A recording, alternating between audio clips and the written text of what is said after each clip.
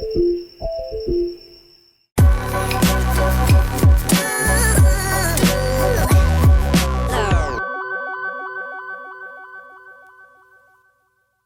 name is Wendy Dulaney, and I am originally from Southwest Ouachita Parish in Louisiana, and I came to Ruston at college and didn't leave, so I live in Ruston, Louisiana, and I left and went to different schools and came back, but eventually graduated from Tech with my degrees, all from there. I am an oil painter. My true enjoyment is painting still lifes, very loose impressionist. My more thoughtful work maybe is a figurative, and it ranged, I haven't done it in many years, but it ranged from really strange characters to the latest being more figurative, like I was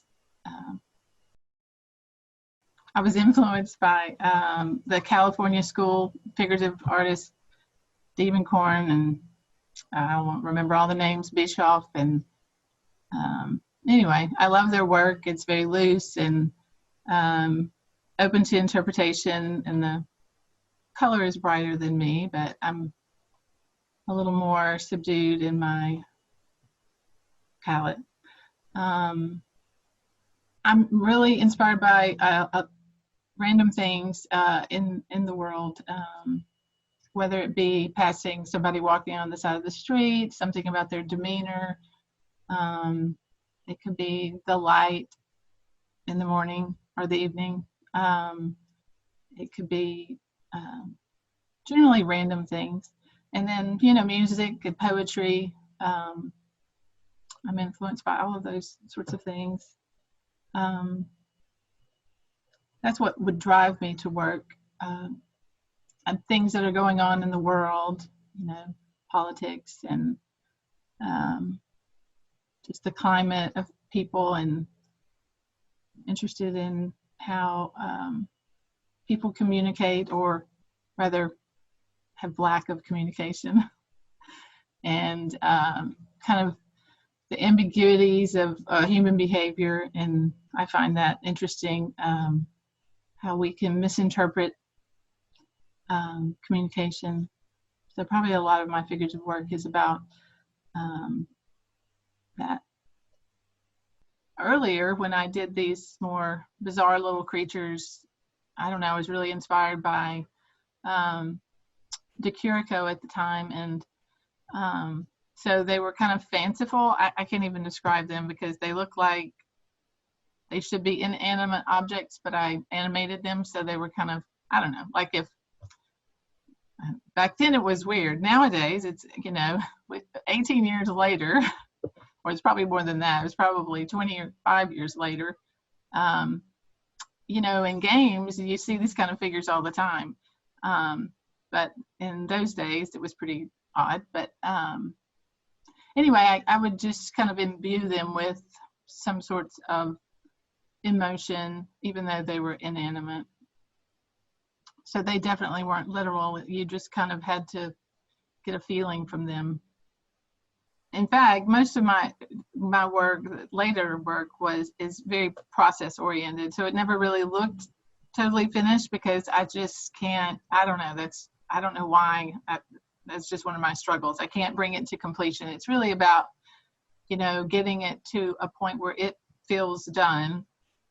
And so all my drawing and everything would have been my process. And I'm a very selfish artist. It really is about me making marks, and I don't know, they do something to my brain and I enjoy it. So even painting, it is kind of that same thing.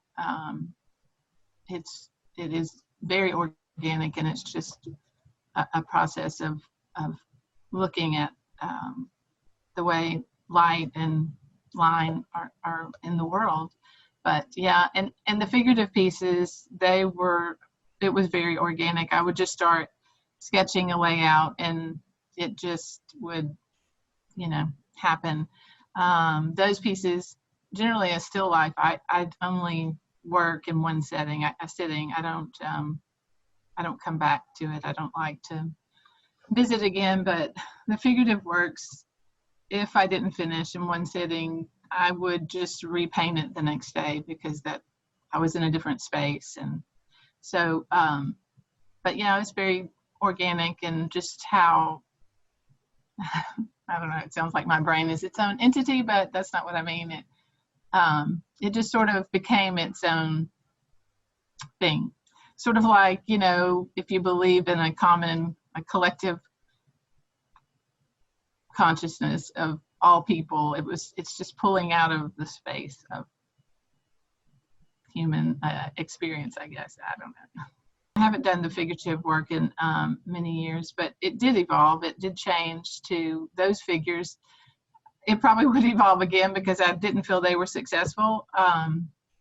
So I'm sure that they would probably today, and I was thinking about this for our zine, that, my little bizarre figures would probably make more sense to me today, because things are so outrageously over the top in our world. So I think probably I would go back to a more non-representational form right now, probably a little weird and quirky. But between you and me, Christiana drags me kicking and screaming.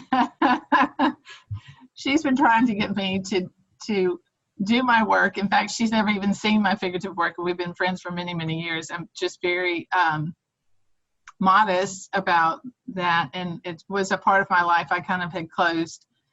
I went on to teach and had more children, and life happens.